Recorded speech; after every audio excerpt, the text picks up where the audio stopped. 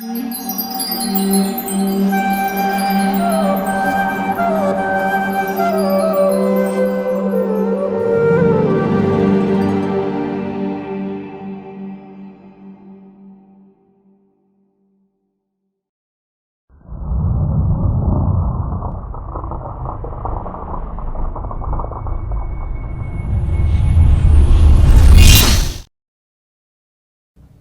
to Ask Hare Krishna series. In today's show, viewers' questions will be answered by His Holiness Bhakti Vikasa Swami Maharaj. His Holiness appeared in this world in 1957 in England. He joined ISKCON, the International Society for Krishna Consciousness, in London in 1975 and was initiated in that year by ISKCON's founder-acarya, His Divine Grace A.C. Bhaktivedanta Swami Prabhupada. From 1977 to 1979, His Holiness was based in India, mostly traveling in West Bengal, preaching Krishna Consciousness and distributing Srila Prabhupada's books. He then spent the following 10 years helping to pioneer ISKCON's preaching in Bangladesh, Myanmar, Thailand and Malaysia. He has traveled widely throughout the subcontinent, lecturing in English, Hindi and Bengali. His Holiness also travels to and preaches Krishna Consciousness in other parts of the world. He continues to write books and magazine articles. His books have been translated into more than 15 languages. His Holiness has inspired devotees to build farm communities to fulfill Srila Prabhupada's earnest desire to establish Daivi Varnashram, which is a very important aspect of Vedic culture. Hello, I'm Avinash from Jaipur. I was thinking and reading, getting somewhat interested in spiritual life or the Hare Krishna consciousness. So how can we apply spirituality in modern life? Chant Hare Krishna, Krishna Krishna, Hare Hare, Hare Rama, Rama Rama, Hare Hare. So that's the answer.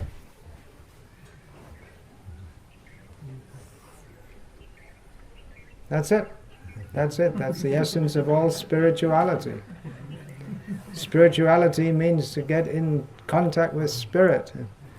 The best way, the only way in the modern age is to chant the holy names of Krishna.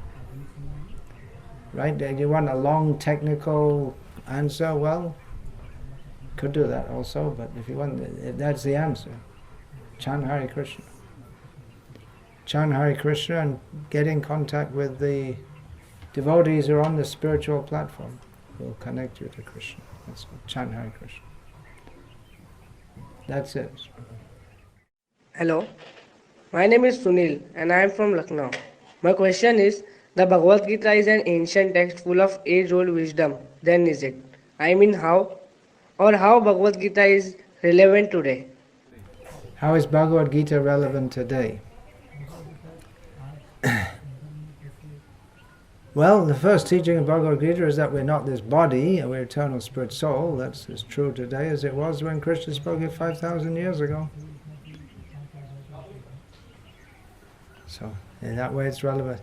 Krishna is established, or he establishes himself in Bhagavad Gita as the Supreme Personality of Godhead. He's still the Supreme Personality of Godhead today as he was 5,000 years ago, which is a very short time in Krishna's outlook.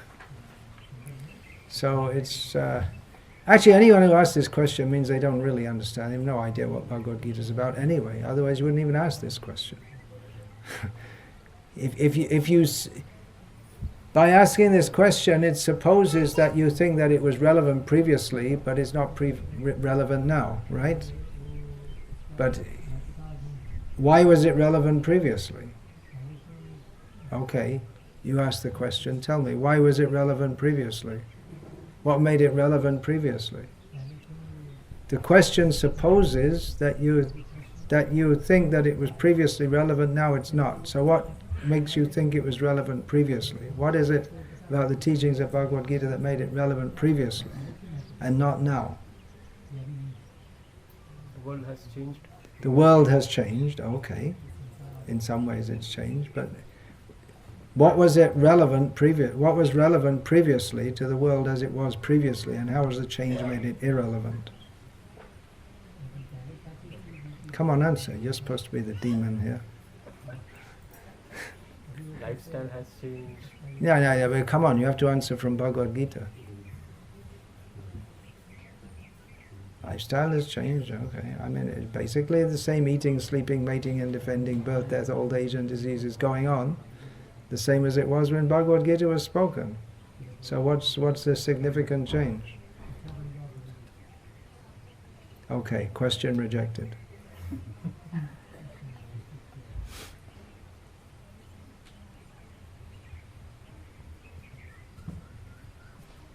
Bhagavad-gita deals with eternal truths. The fact that this talk is being broadcast through who knows what, I don't know, with all this YouTube and Hare Krishna TV. what's that other, Hare Krishna TV and internet and outernet and who are all these things. That is some kind of dazzlement by which we think, oh, we made such advancement, but still birth, death. Bhagavad Gita deals with the basic problems of life, which are birth, death, old age and disease, and how to go beyond that. And that basic situation hasn't changed. We, instead of being born in some in previous times in Hindu society, in the caste society as it was called, people were born in, well, they're all different castes, but mostly people were born in some special house which was set aside for that. Now they're born in a hospital. I can ask in another way. People used to follow the principles of Bhagavad-gita previously, but now they are not more interested. So Previously people used to follow the principles of Bhagavad-gita, now they're no more interested. Who said they're not interested? that's the whole. All over the world people are following Bhagavad-gita. The general trend of the world is when the number of people that they used to follow. No, there are more people following Bhagavad-gita as it is now than there were 50 years ago by the grace of Prabhupada. So how is it irrelevant? The whole society used to follow. The whole society used to follow. That's a very broad statement. Krishna says in Bhagavad-gita that Manushanam sahasreshu kaschid yatati siddhye yatatam api siddhanam kaschin mang veti tatvataha. Only very few people understand all of this. Now if you want to say previously people used to follow Chatur Varnyam Maya Srishtam Guna Karma Vibhagashaha within what is now called India. Actually it was a bigger area, at least extending up to Afghanistan in the west and in the east further than today. The Varnashram system was followed. Now it's not being followed. His question is a bit vague. Previously people used to follow, now they're not. But the essence, more people are following now than all over the world than in the last few hundred years at least. So, question rejected. So many people are taking up Krishna consciousness, which is the essence of Bhagavad-gita. Mandana bhava madbhakta. Always think of me and become my devotee. If it's irrelevant today, then why are millions of copies of Bhagavad-gita as it is being purchased in so many languages all over the world, and so many people taking up the teachings? So it's a dud question.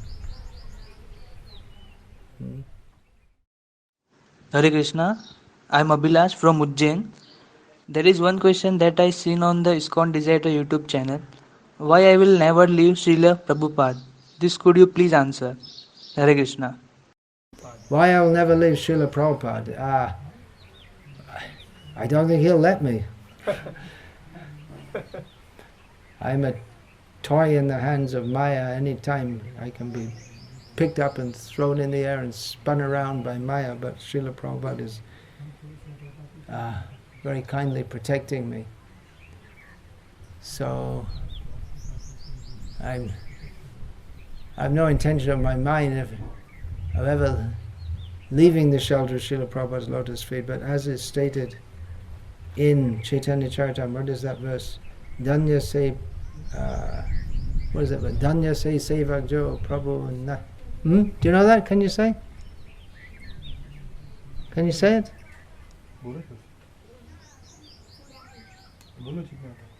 पुराने तो कम से कम आधा कहो या श्री प्रभु धन्य जैनाचार्य निजजन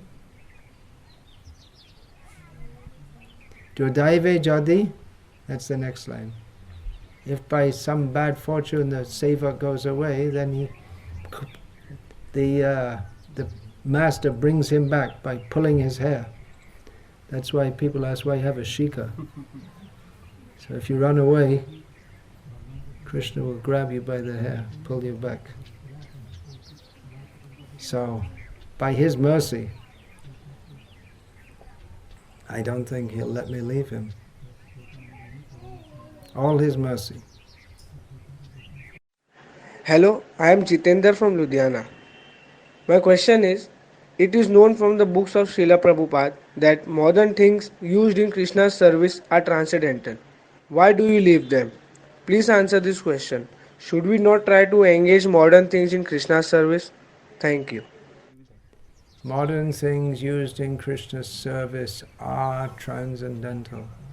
Why to leave them? Yeah.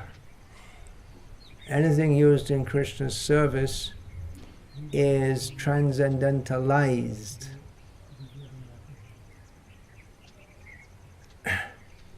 Still, some things are intrinsically more favorable to Krishna's service than others.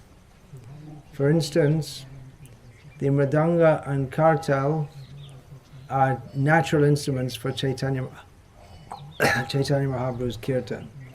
Others, like the saxophone, electric guitar, can be used, but they're not intrinsically pleasing to Chaitanya Mahaprabhu, as are the mridanga and kartals, which are very pleasing to him. Some things, just like the butcher's profession,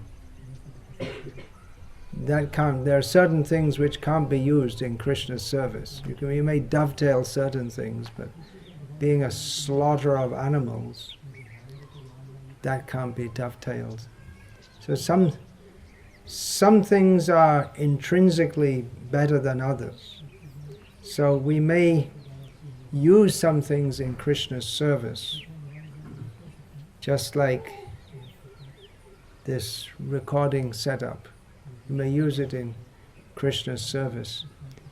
But we are not going to promote the ugra karma that produces all these things. Because it happens to be there, we'll use it.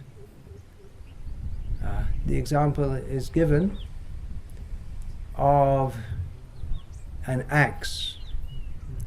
The axe blade needs a wooden handle. Of course, nowadays probably may be made out of some kind of plastic. But traditionally the wooden handle will be used to cut down the wood, to cut the tree. So you use wood to cut wood. So in the same way, we have to spread the message of Krishna consciousness in the modern world. So we can use modern facilities, but we're not going to produce such facilities. And we can go all over the world via these kind of recordings, or even physically using modern facilities, and advise people to live a very simple life without all these things, which is more conducive for Krishna consciousness.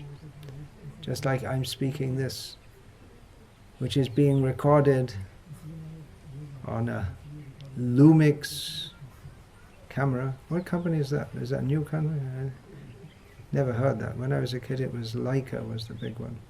East German. There's no such thing as East Germany anymore. So it's being recorded at a community which is committed not to use all these things at all. So you can ask the devotees who are living here, generally without electricity, except when this Rakshasa called Bhakti Vikasa Swami comes, and then all the all these things called record. Oh, there's a Canon camera. That's a traditional company, if you can call it traditional. And then I bring in all this ugra karma. All this ugra karma follows me. But you can ask the devotees here. They're living very simply and happily and chanting Hare Krishna, growing the food, weaving their own cloth, and so on. And there are devotees living in the city also, who are also chanting Hare Krishna. But in general, these simple living, high-thinking communities, they make a situation which is more conducive for Krishna consciousness. So, if these rascals are making all these things for sense gratification, we can also use them in Krishna's service. But we're not going to join Canon's R&D team to make some better camera. Let these fools and rascals waste their life doing it, and we'll use it in Krishna's service, and they'll get benefited by agyata sukriti.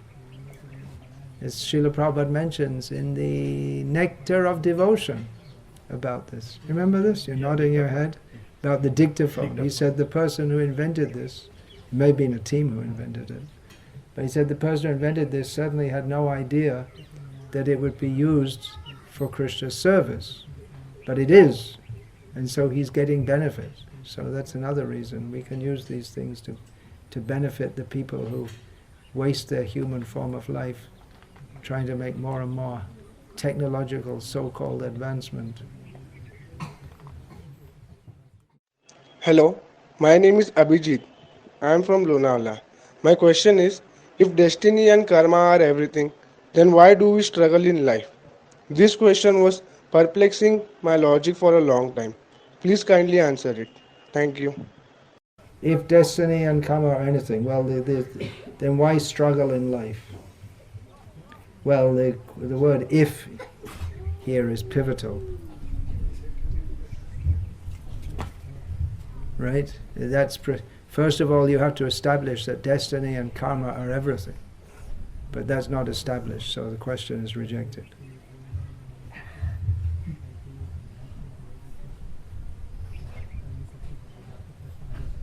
It's based on a premise which is not established.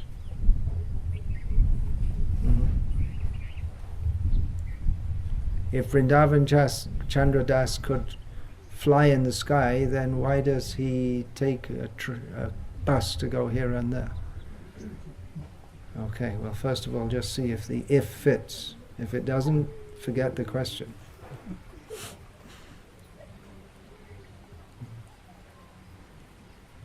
I have information from astrology that in my next life I'll be a bird.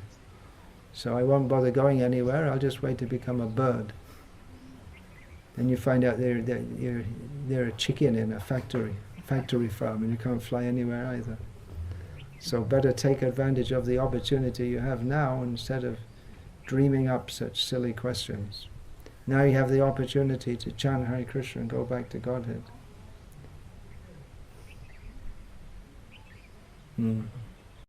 Hello, I'm Mohit from Kota.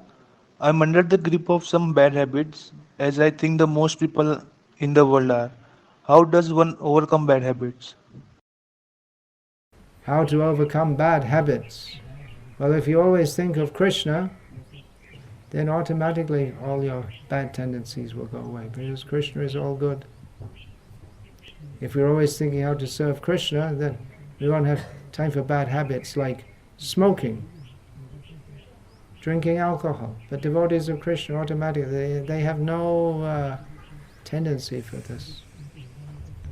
So by purification of consciousness, sattva sangshuddhi in Bhagavad-gita, Krishna speaks of purification of one's existence. Once one understands the goal of life is to become absorbed in thoughts of and service to Sri Krishna, the Supreme Pure, that will be for our own highest benefit and for the highest benefit of anyone who comes in contact with us. So if we do that, then automatically we give up. Actually, all bad habits can be summarized under one heading, which means non-Krishna consciousness. Everything except Krishna consciousness is a bad habit. So if you become Krishna conscious, then you lose all bad habits automatically. It's a bad habit not to think of Krishna, because that causes our continued incarceration in material existence. So the root of all bad habits is forgetfulness of Krishna. So cultivate Krishna consciousness, that will come. For His Holiness Bhakti Vikasa Swami Maharaj's travel schedule, links to lectures and more, please see www.bvks.com. Thank you for watching Ask a Hare Krishna. If you have any spiritual questions, then kindly send your questions as audio or video clips by WhatsApp to +91 9987 0606 or by email to askhktv@gmail.com. Hare Krishna.